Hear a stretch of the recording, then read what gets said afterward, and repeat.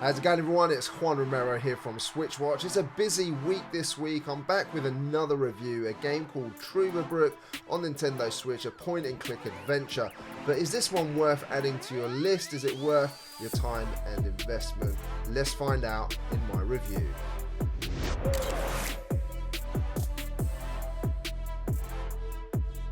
One of the most important aspects of this particular game is its story. It is described by the developers as a thrilling mystery sci-fi adventure, but I would have to slightly disagree there. I want to start off by saying that I was a little disappointed in the story itself. You are an American scientist named Hans Tannhauser who has come to Truberbrook due to winning a prize which he didn't even remember entering the competition for. As you do, you take the prize anyway and turn up to this stunning location and begin your little holiday and adventure.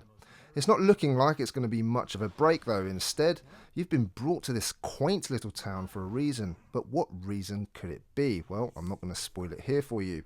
If you've ever seen Twin Peaks, then this certainly reminds me of that in a few places. You get to chat to a few characters, find out more about this place, and while each location pulls you deeper and deeper into the sci-fi inspired story, you get on with your little adventure. At times throughout the game, it did feel a little rushed, and characters that you meet throughout didn't feel, to me, fleshed out enough for a game that heavily relies on the story to keep you entertained.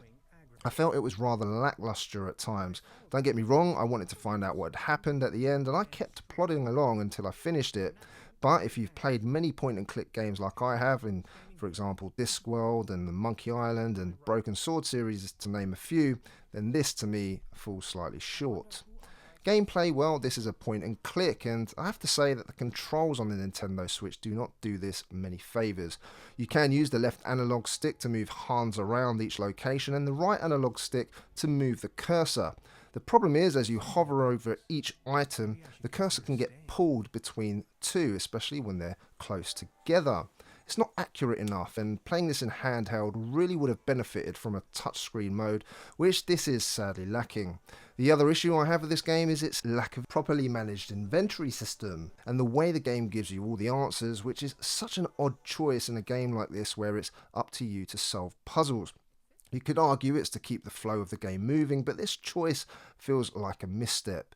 You see, you can chat to NPCs and gather more information and press the action button to pick up an item or the mechanical button to use an item, but none of these can be picked up directly from the inventory. The inventory is hidden, you have to press a certain button to even see the items, and even then there's a lack of description for what each one does. Instead, once you hover over something with the cursor, the game will display the item you need to use and give you a choice of 1, 2 or 3 items, and will sometimes even give you a red herring which you can't even use. But either way, if you have the right item and you hover over the right object, the game will tell you that you can use that item. It felt very at odds with point-and-click game and made it way too easy. Some of the puzzles also made no sense at all, and some were just way too easy, so it failed to really strike that nice balance. It sounds like with the issues this game has, I didn't enjoy the game at all, but that would not be true. Even with its faults, this has a certain charm to it and something about it which I still enjoyed. It's certainly a long way from perfect in the gameplay department and could have used a longer time to bake in the oven, but it is what it is. The audio department for me is where the game shines, along with the visuals, which we'll talk about in a minute.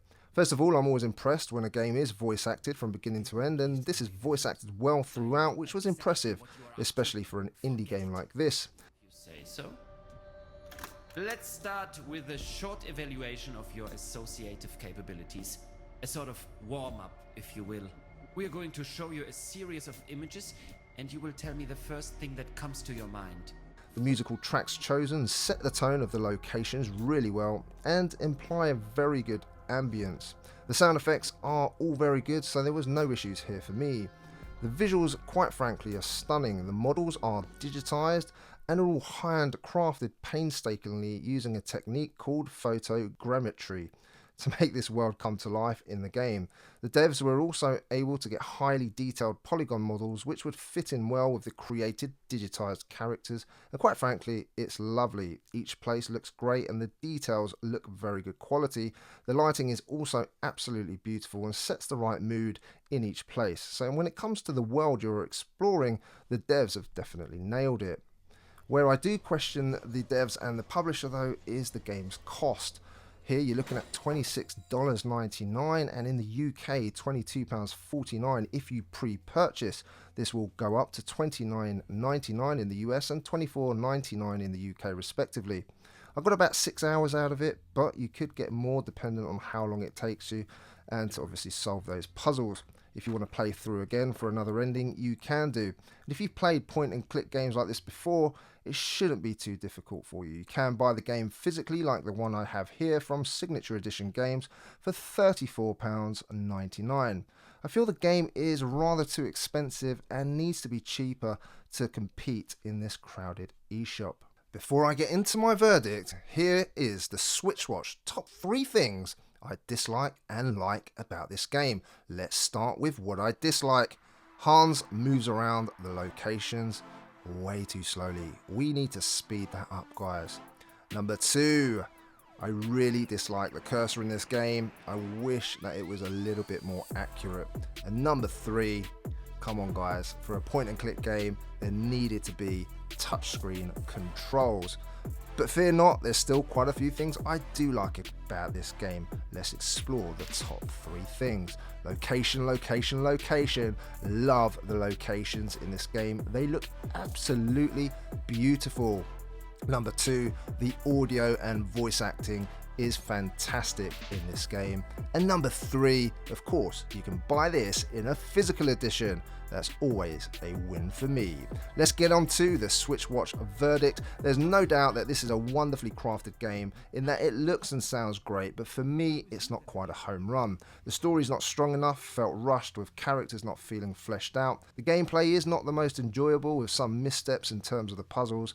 I don't understand the decision not to allow the player the ability to work out the puzzles for themselves. The game more or less gives you the answers.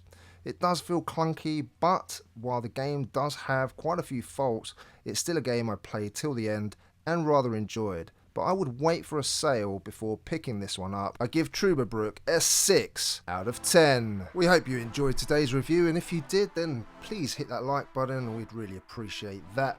And also, if you're a new watcher here, then why not consider subscribing to our channel, hit that bell notification so we can notify you when our new reviews or videos go live. I'll put a selection at the top now so you can see what other types of videos we make. For all of you existing guys and girls who continue to support our channel, thank you so much, we really do appreciate it. Leave us a comment down below, let us know what you think of this particular game and whether it's one you're considering purchasing. My name is Juan from SwitchWatch. I'll see you again on the next one. Take care.